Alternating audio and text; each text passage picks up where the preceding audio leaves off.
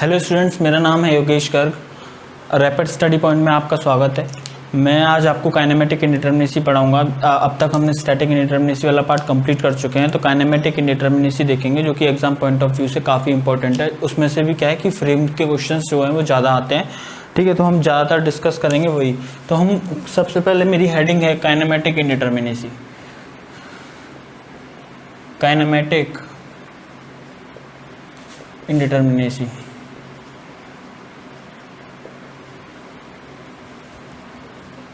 of the structures. Kinematic indeterminacy of the structures. तो kinematic indeterminacy बोलते किसको है? तो it is the number of unknown joint displacement,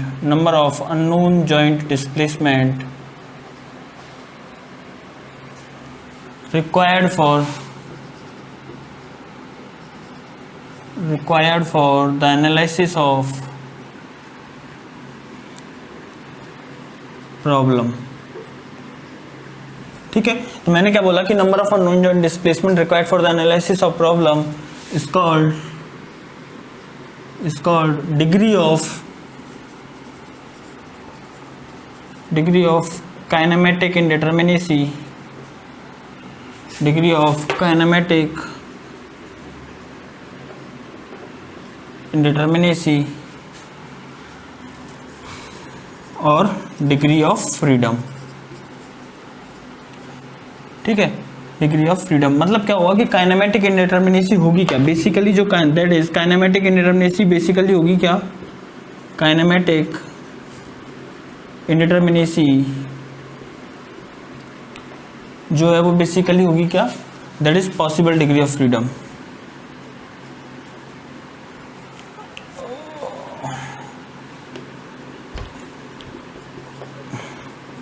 total number of possible degree of freedom.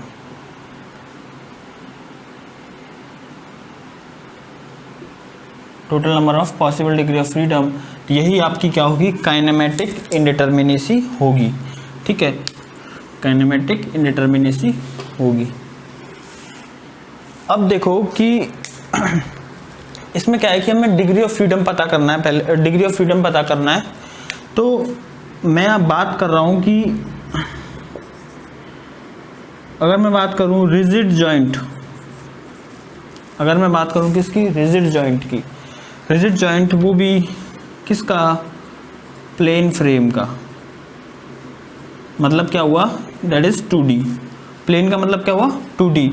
तो उसकी जो degree of freedom होगी वो कितनी होगी? 3 होगी। उसकी जो डिग्री ऑफ फ्रीडम होगी वो कितनी होगी? 3 होगी। कौन कौन सी?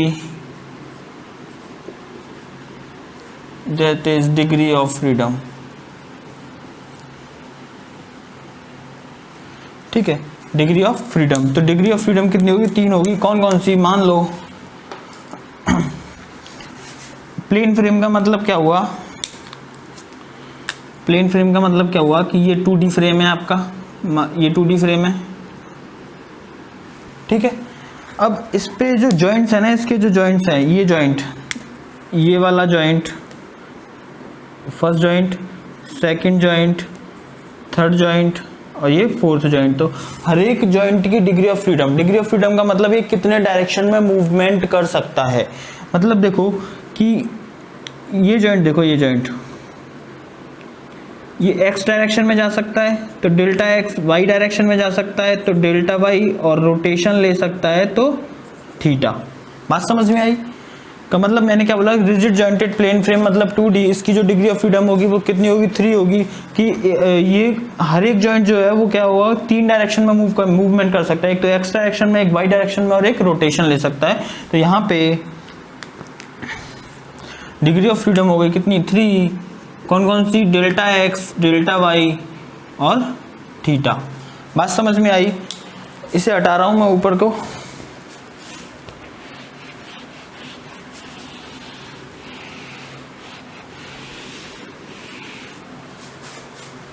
ठीक है।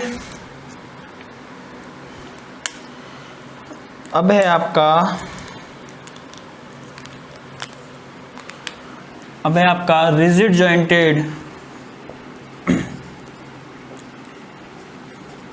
Joint space frame. Space frame का मतलब क्या हुआ? स्पेस फ्रेम का मतलब क्या हुआ? 3D हुआ। और इसकी जो डिग्री ऑफ फ्रीडम होगी वो कितनी होगी? रिजिड जॉइंट होता है, मान लो 3D structure,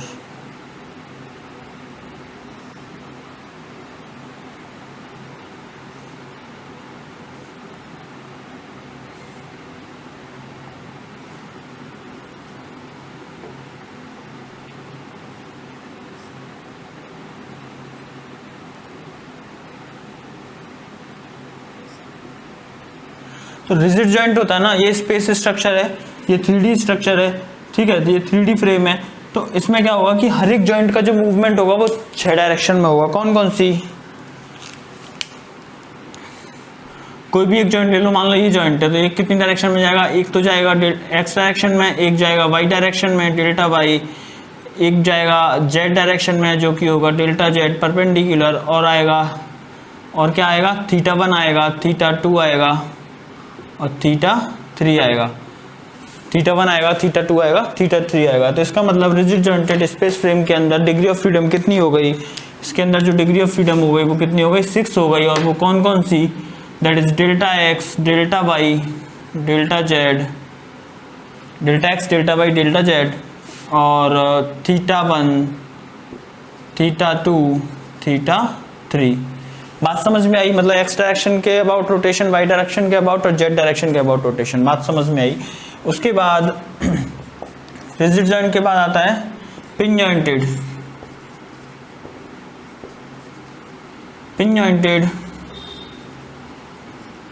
plane frame. Pin jointed plane frame का मतलब क्या हुआ? पिन जॉइंटेड प्लेन फ्रेम का मतलब क्या हुआ? ट्रस, ठीक है। ट्रस जो होती है वो पिन जॉइंटेड होती है। इसका मतलब दैट इज ट्रस, वो भी कौन सी? 2D ट्रस, ठीक है, वो भी कौन सी? 2D ट्रस, प्लेन से। समझ में आया? तो इसका जो डिग्री ऑफ फ्रीडम होगा वो कितना होगा? 2 होगा। इसका जो डिग्री ऑफ फ्रीडम होगा वो कितना होगा? 2 होगा। कौन कौन सा? ट्रस जो होता है, ट्रस का जो जॉइंट होता है वो एक्स डायरेक्शन में मूवमेंट कर सकता है, वाई डायरेक्शन में मूवमेंट कर सकता है, तो डेल्टा एक्स, डेल्टा वाई, ठीक है। उसके बाद pin jointed space frame. Pin jointed space frame का मतलब क्या हुआ? दैट इज ट्रस, वो भी कौन सी? 3D ट्रस, वो भी कौन सी? 3D truss. तो इसकी जो डिग्री ऑफ फ्रीडम होगी वो कितनी होगी? 3 होगी, क्योंकि ट्रस, सीधी सी बात कर रहा हूं मैं। पिन जॉइंटेड का मतलब क्या हुआ कि रोटेशन फ्री है। मतलब क्या हुआ कि पिन लगी हुई है, मतलब रोटेशन फ्री है, तो जो मूवमेंट आएगा वो 0 आएगा। तो यहां से देखो कि इसमें कौन कौन सा आएगा? Delta x, delta Y, delta Z. बात समझ में आई? मैंने क्या बोला कि रिजिड जॉइंटेड प्लेन फ्रेम है, इसका एग्जांपल दे दिया मैंने। रिजिड जॉइंटेड स्पेस फ्रेम है, ये हो गया। पिन जॉइंटेड का मतलब क्या हुआ? ट्रस हुआ, वो भी 2D। प्लेन के केस में क्या हुआ? 2D हुआ। और स्पेस का मतलब होता है 3D। प्लेन का मतलब हो गया 2D और स्पेस का मतलब हो गया कितना? 3D। तो आपको अगर क्या है, डिग्री ऑफ फ्रीडम याद रहेगी ना, डिग्री ऑफ फ्रीडम याद रहेगी तो क्वेश्चन आराम से सॉल्व होगा, ठीक है। फॉर्मूला याद रखने की जरूरत नहीं है, वैसे मैं बता दूंगा अभी फॉर्मूला भी। तो यहां से देखो डीके का फॉर्मूला क्या होगा? Formula of DK, degree of kinematic indeterminacy को हम किससे रिप्रेजेंट करते हैं? डिग्री ऑफ काइनेमेटिक इंडिटरमिनेसी को हम रिप्रेजेंट करते हैं किससे? डीके से।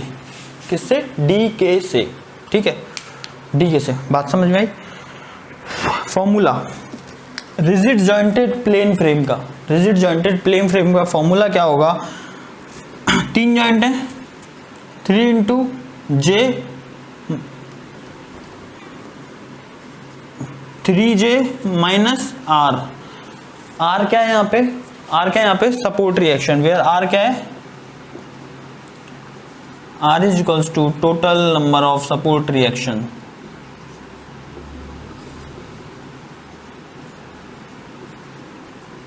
R क्या है यहाँ पे? Total number of support reaction, ठीक है। ऐसे ही मैं इसकी बात करूं, इस वाले का मैं इधर लिख रहा हूं कि डीके, ठीक है। इस वाले का जो फॉर्मूला होगा, रिजिड जॉइंटेड स्पेस फ्रेम का फॉर्मूला क्या होगा, 6J माइनस R, ठीक है। J is the number of joint, J क्या है, number of joint, J is the number of joint हर एक केस में, ठीक है। J is the number of joint. Pin jointed plane frame की बात करूं तो पिन जॉइंटेड प्लेन फ्रेम के लिए क्या आएगा, 2J माइनस R, मतलब डिग्री ऑफ फ्रीडम की, देखो रिजिड जॉइंटेड के लिए डिग्री ऑफ फ्रीडम कितना था, 3 था, तो यहाँ पे 3 इंटू जॉइंट हो गया, माइनस क्या हो गया, सपोर्ट रिएक्शन। रिजिड जॉइंट की बात करें तो रिजिड जॉइंट के लिए डिग्री ऑफ फ्रीडम कितना था, 6 हो गया। जब 6 था तो हमारा जो फॉर्मूला आया वो कितना आया, 6J minus R, 6 into number of joint minus support reaction, ठीक है। पिन जॉइंटेड प्लेन फ्रेम की बात करूं, मतलब ट्रस की बात करूं, 2D ट्रस की, तो 2D ट्रस में क्या होता है, जॉइंट का जो डिग्री ऑफ फ्रीडम होता है वो 2 होता है, तो इसीलिए डीके का फॉर्मूला क्या हो गया, 2J minus R, 2 into J मतलब number of joint minus support reaction. बात समझ में आई। और पिन जॉइंटेड स्पेस फ्रेम का, पिन जॉइंटेड स्पेस फ्रेम का जो फॉर्मूला होगा वो कितना होगा, 3J माइनस R, मतलब डिग्री ऑफ फ्रीडम कितना है इसका, 3 है। बात समझ में आई ना। आपको ये डिग्री ऑफ फ्रीडम याद रहा ना, फॉर्मूला याद रखने की जरूरत नहीं है, सीधी सी बात यह है कि याद रखने की भी क्या जरूरत है यार, समझ लो ना। Rigid jointed plane frame, degree of freedom 3, delta X मतलब एक्स डायरेक्शन में मूवमेंट कर सकता है, वाई डायरेक्शन में मूवमेंट कर सकता है और रोटेशन ले सकता है। रिजिड जॉइंटेड स्पेस फ्रेम मतलब उसके एक जॉइंट का डिग्री ऑफ फ्रीडम कितना होगा, 6 होगा। कैसे कि एक्स डायरेक्शन में मूवमेंट करेगा, वाई डायरेक्शन में मूवमेंट करेगा, जेड डायरेक्शन में मूवमेंट करेगा, और एक्स डायरेक्शन में थीटा आएगा, वाई डायरेक्शन में थीटा आएगा और जेड डायरेक्शन में थीटा आएगा, ठीक है। पिन जॉइंटेड प्लेन फ्रेम की बात करूं, मतलब ट्रस की बात करूं, ट्रस जो होता है वो उसका डिग्री ऑफ फ्रीडम कितना होगा, 2 होगा 2D का, और कौन सा होगा, डेल्टा एक्स और डेल्टा वाई, रोटेशन तो फ्री है। पिन जॉइंटेड स्पेस फ्रेम की बात करूं तो डिग्री ऑफ फ्रीडम कितना है, 3 है, ठीक है, delta x delta Y delta Z. बात समझ में आई, इतना लिखो। तो मैं एक एग्जांपल ले रहा हूं,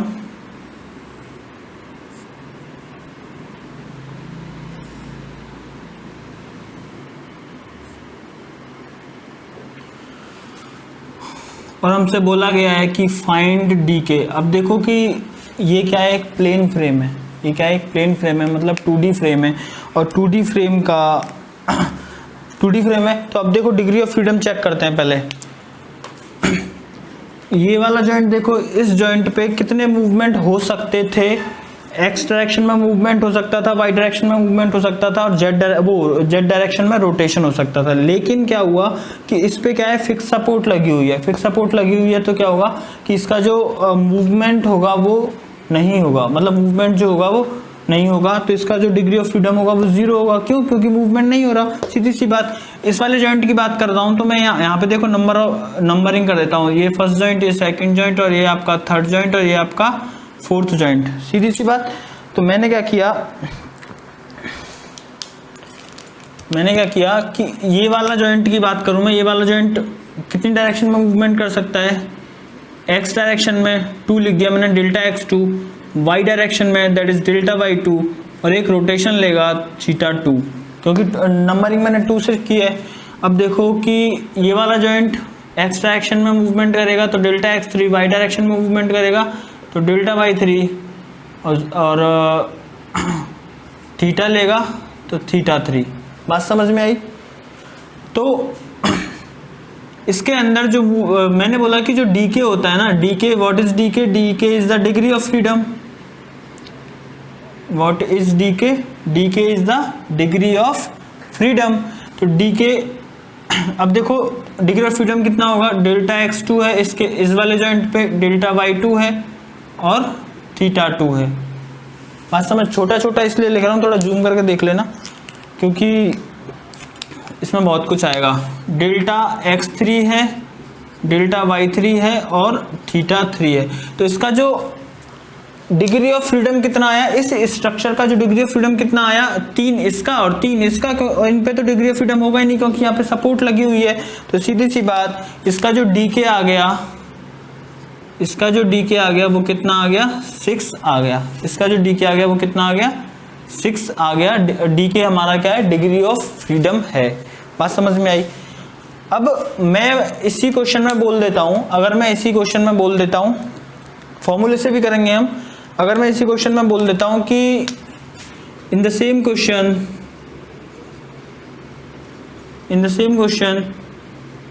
if members are inextensible, अब तो फाइंड करो, हमारा फाइंड क्या करना है, हमें डी के फाइंड करना है, सीधी सी बात। ये हमारा मान लो ये क्वेश्चन है कि in the same question if members are inextensible, तो हमें डी के फाइंड करना है। डी के फाइंड करने के लिए हमें क्या करना पड़ेगा, सेम प्रोसीजर अपना रहा हूं मैं कि हमारा जो पॉसिबल डिग्री ऑफ फ्रीडम क्या होगा, यहाँ पे देखो इस वाले का नहीं होगा, इस वाले का नहीं होगा, क्योंकि यहाँ पे सपोर्ट लगी हुई है, वो भी फिक्स। इस वाले का एज इट इज लिख रहा हूं मैं, delta x2 delta y2 theta 2 delta x3 delta y3 और थीटा 3। लेकिन इसमें बोला गया है मेंबर इनएक्सटेंसिबल है। इनएक्सटेंसिबल का मतलब एक्सियली रिजिड है, और एक्सियली रिजिड का मतलब जो लेंथ ऑफ द मेंबर जो होता है वो चेंज नहीं होगी। इनएक्सटेंसिबल का मतलब एक्सियली रिजिड, और एक्सियली रिजिड का मतलब होता है कि length of the member does not change.